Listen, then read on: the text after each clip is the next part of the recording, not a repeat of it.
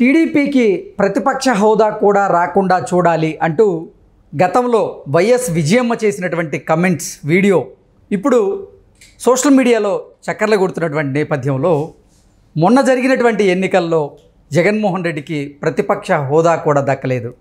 అంటే విజయమ్మ చెప్పినటువంటి మాటలని చంద్రబాబు గారు, పవన్ కళ్యాణ్ గారు చేసి చూపించారు అంటూ కొన్ని కమెంట్స్ దీని మీద వినపడుతున్నటువంటి నేపథ్యంలో ఈ అంశం మీద మనం విశ్లేషణ చేసుకునే ప్రయత్నం చేద్దాం. ప్రస్తుతం మనతో పాటు ఉన్నారు తెలుగుదేశం పార్టీ అధికార ప్రతినిధి సూర్యదేవర లత గారు. లత గారితో మాట్లాడదాం. లత గారు నమస్తే అండి. నమస్తే. గతంలో తెలుగుదేశం పార్టీకి అసలు ప్రతిపక్ష హోదా కూడా రాకుండా చూడండి అంటూ వైఎస్ విజయమ్మ గారు చేసినటువంటి కమెంట్స్ తాలూకా వీడియో ఇప్పుడు సోషల్ మీడియాలో చక్కర్లు కొడుతూ ఉంది. అయితే మొన్న జరిగినటువంటి ఎన్నికల్లో జగన్మోహన్ రెడ్డికి ప్రతిపక్ష హోదా కూడా రాలేదు. ఈ నేపథ్యంలోనే వైఎస్ విజయమ్మ చెప్పిన జోస్యం చంద్రబాబు గారు, పవన్ కళ్యాణ్ గారు చేసి చూపించారు అంటూ దాని మీద కొన్ని కమెంట్స్ వస్తున్నటువంటి నేపథ్యంలో దీన్ని ఎలా చూడాలి? అంటే విజయమ్మ గారు ఎప్పుడు ఇది చేస్తుంటారంటే ప్రచారం మేబీ 2014 నుంచి 19 వరకు ఉన్న అప్పుడు నారా చంద్రబాబు నాయుడు గారు సీఎంగా ఉన్నారు కాబట్టి ఆ టైంలో ఆవిడ ప్రచారం చేశారు. కానీ ఆవిడ ప్రచారం చేసినా కూడా ప్రతిపక్ష హోదా అంటూ వచ్చింది. 2014లో చేసిన కమెంట్స్ అవి, లేదంటే 2019 ఎన్నికల సమయంలో చేసిన 2019లో కూడా చేసింది కదా. సరే, ఏది చేసినా ప్రతిపక్ష హోదా అయితే వచ్చింది కదా 2019లో. సో తెలుగుదేశంకి. కానీ అది ఏదైతే ఆవిడ నోట్తో పదే పదే అపోజిషన్ గురించి చెప్పటం జరిగిందో అది సొంత పార్టీకి ఫలించిందనే అనిపించాలి. ఎందుకంటే ఆవిడ ఎక్కడ కూడా ఈ 2024 ఎలక్షన్ గురించి ఎక్కడా కొడుక్కి సపోర్ట్ చేయలేదు. సో ఎక్కడా కూడా ఆవిడ క్యాంపెయిన్కి రాలేదు. ఆవిడ జగన్మోహన్ రెడ్డిని గెలిపించండి అని కూడా అడగలేదు. దాంతోనే తెలిసిపోతుంది అండ్ జగన్మోహన్ రెడ్డి వైఫల్యాలు తల్లికే నచ్చలేదు. సో ఈయన ఏమీ చేయనప్పుడు నేను ఇట్లా వెళ్ళి ప్రజల్లోకి వెళ్ళి అడుగుతాను అనుకుందేమో, అమెరికా వెళ్ళిపోయింది. సో ఇవన్నీ చూసినప్పుడు ఖచ్చితంగా ఆవిడ ఏదైతే పదే అపోజిషన్ గురించి ఆ రోజు చెప్పిన మాటలన్నీ సొంత కొడుకుకే తగిలాయి కదా. అంటే ఆ కూతుర్ని గురించి చెప్పింది కానీ కూతురికి ఓటేయండి, కూతుర్ని గెలిపించండి, రాజశేఖర్ బిడ్డని గెలిపించండి అని చెప్పడం జరిగింది. కానీ ఆయనకైతే కొడుకు గురించి ఎక్కడా కూడా మాట ఎత్తలేదు.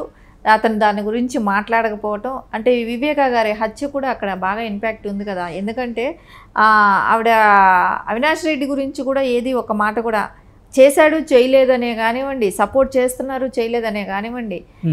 ఒకటి షర్మిల గారైతే ఖచ్చితంగా ఎగెనిస్ట్గానే మాట్లాడారు, సౌభాగ్యమ్మ గారు మాట్లాడారు, సునీత గారు మాట్లాడారు. కానీ ఇక్కడికి వచ్చేటప్పటికి విజయమ్మ గారు ఎలాంటి రెస్పాన్స్ ఇవ్వకుండా వెళ్ళారు. అంటే మౌనం అర్ధాంగీకారం అలాంటిదా? అంటే అక్కడ జగన్మోహన్ రెడ్డికి ఓటేయమని చెప్పలేదు కదా. ఇన్ని కొడుకు మీద ఇంత కుటుంబం అందరూ కూడా అగెనిస్ట్గా ఉన్నప్పుడు చెప్తున్నప్పుడు ఆవిడ కొడుకుకి ఓటేయండి అనే ఒక మాట చెప్పుంటే ఎలా ఉండేదంటే అవినాష్ రెడ్డి నిర్దోషి అనే రకంగా కూడా ప్రజలు తీసుకునేవాళ్ళు. ఎందుకంటే కొడుకు గురించి ఇంకా సపోర్ట్ చేస్తుంది, అతను హత్య చేయలేదేమో, కొడుకు అతనికి నిలబడ్డాడు. కానీ అక్కడ కొడుకుకి సపోర్ట్ చేయనప్పుడే అతనిలో ఇన్వాల్వ్మెంట్ ఉంది వివేకా గారి హత్య అనేది మనకు అక్కడ ప్రజలకు అర్థమైపోయింది ఆ విషయం.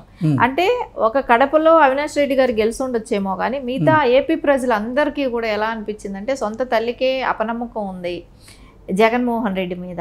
సో ఆయన గెలవలసే ఆస్కారం లేదు అనేది వాళ్ళే డిసైడ్ చేసేసారు. గెలవాల్సిన వ్యక్తి కూడా కాదనేది వాళ్ళు నిర్ణయించుకున్నారు.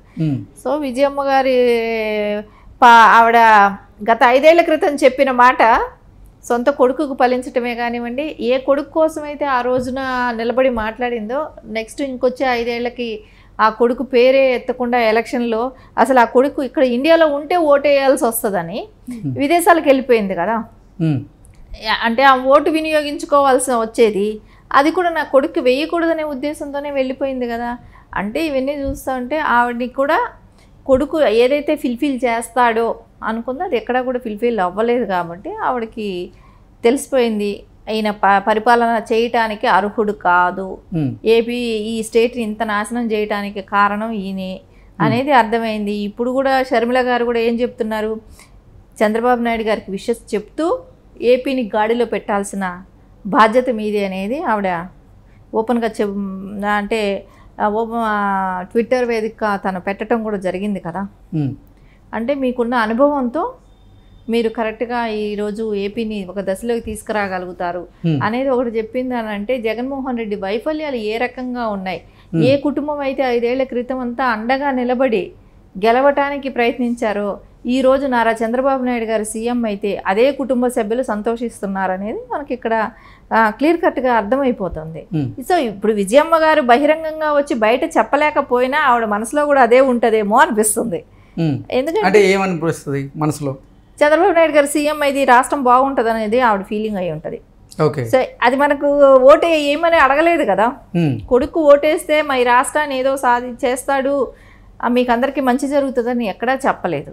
సో అన్నప్పుడు ఆవిడకి ఎందుకు మనం అలాంటివి చెప్పి ఇప్పటికే ఏపీ స్టేటు అనేది దానికి ఒక దశానిర్దేశం లేకుండా అయిపోయింది ఇప్పటికే. సో ఎందుకు నారా చంద్రబాబు నాయుడు గారు సీఎం అయితేనే రాష్ట్ర అభివృద్ధి బాగుంటుంది అనేది ఆవిడ అనుకున్నట్టే కనపడుతుంది.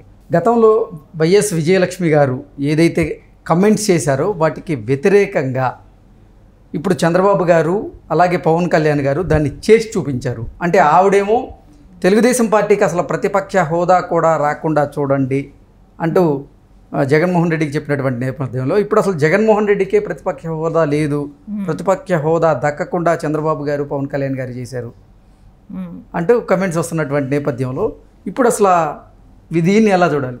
సక్సెస్ఫుల్ కాంబినేషన్ అక్కడ BJP, Janasena, Telugu Desam successful combination కాబట్టి ఈరోజు ఎవరు అంటే వీళ్ళ కూటమి ఉన్నా కూడా తెలుగుదేశం ఒక్కటే గవర్నమెంట్ ఫామ్ చేసగలిగేంత మెజారిటీ కూడా ఉందండి. అంటే ఆవిడ ఏదైతే తెలుగుదేశాలని వాళ్ళు తొక్కేయాలి అనే ఒక రకంగా బాబు గారిని ఇన్ని రకాలుగా ఇబ్బంది పెట్టిన జగన్మోహన్ రెడ్డి ఆయన ఈరోజు ఆయన ఒక్కళ్ళు అంటే ఒక పార్టీలో ఎవరి మీద కూడా డిపెండ్ కాకుండా సొంతంగా కూడా గవర్నమెంట్ ఫామ్ చేసుకునేటట్టు ఈరోజు అంత మెజారిటీ ఇచ్చారు ప్రజలు అని అంటే కూడా.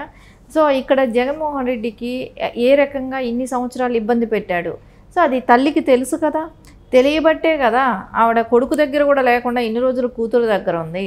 సో కూతురికి సపోర్ట్ చేయమని చెప్పి తిరిగిందే కానీ అతనికి ఎక్కడ సపోర్ట్ చేయమని అడగలేదు ఒకటి జగన్మోహన్ రెడ్డి గారికి. ఇవన్నీ చూస్తుంటే మనకు ఒకటే అనిపిస్తుంది, ఆవిడకి విజయమ్మ గారికి జగన్మోహన్ రెడ్డి గెలవటం కూడా ఇష్టం లేదు. ఏదైతే ఆవిడ ముందు అపోజిషన్గా తెలుగుదేశాన్ని అయితే ఏదైతే అందో అంటే వీళ్ళకి అపోజిషన్ ఇది కూడా దక్కకూడదు. నిన్న జగన్మోహన్ రెడ్డి వైసీపీ ఎమ్మెల్సీలతో భేటీ అయినటువంటి నేపథ్యంలో ఆ ఎమ్మెల్సీల భేటీలో కూడా ఆయన ఎమ్మెల్సీలను ఉద్దేశించి మనకి ప్రతిపక్ష హోదా దక్కేటువంటి పరిస్థితి అయితే లేదు శాసనసభలో, సో శాసన మండలిలో మనమే కీలకమైనటువంటి పాత్ర పోషించాలి అంటూ కూడా ఆయన ఆవేదన వ్యక్తం చేసినట్లుగా కూడా నిన్న కొన్ని వార్తలు మనం చూసాం. సో నిజంగా అసలు శాసనసభలో వైఎస్ఆర్సీపీకి ప్రతిపక్ష హోదా దక్కదని జగన్మోహన్ రెడ్డి బాధపడుతున్నాడా? అంటే ఏదైతే బాబు గారి దగ్గర 23 వచ్చినప్పుడు ఈ 23 అని ఏదైతే మాట్లాడారో అవహేళన చేశారో అప్పుడు కూడా ఏంటంటే బాబు గారికి ప్రతిపక్ష హోదా ఉండకూడదు అని, సో ఉన్న ఎమ్మెల్యేని లాగేసుకోవటాన్ని చూశారు కూడా కదా ఆ రోజున. అట్లా 2 ఎమ్మెల్యేలు లాక్కున్నారు, అయినా కూడా ప్రజలు ఎవరు కూడా మార్పు అంటే ఉన్న ఎమ్మెల్యేలు అందరూ కూడా ఖచ్చితంగా మిగతా వాళ్ళు వెళ్ళిపోయిన వాళ్ళు వెళ్ళిపోయి ఉండొచ్చు కానీ మిగతా వాళ్ళందరూ కూడా అలాగే నిలబడ్డారు. ఎన్ని కష్టాలు పెట్టినా కూడా ఉండి ప్రతిపక్ష హోదాని కాపాడుకుంటూ వచ్చారు తెలుగుదేశం పార్టీకి. కానీ ఈరోజు చూసారా విధి ఎలా చేసిందో, నువ్వు ఏదైతే బాబు గారికి ప్రతిపక్ష హోదా ఉండకూడదని నువ్వు చేసావో నీకు ఈరోజు దేవుడు కూడా అదే చేశాడు. సో మీ తల్లిగారైన వాళ్ళు కూడా మీకు సపోర్ట్ చేయలేదు, ప్రజలు కూడా నిన్ను చిత్కరించుకున్నారు. సో వీటన్నిటికీ చూస్తే మనం ఏదైతే చేస్తామో తిప్పి అదే వస్తుంది అనేది జగన్మోహన్ రెడ్డి విషయంలో ఇక్కడ నిజమైంది కదా. ఓకే అండి, థ్యాంక్ యూ సో మచ్.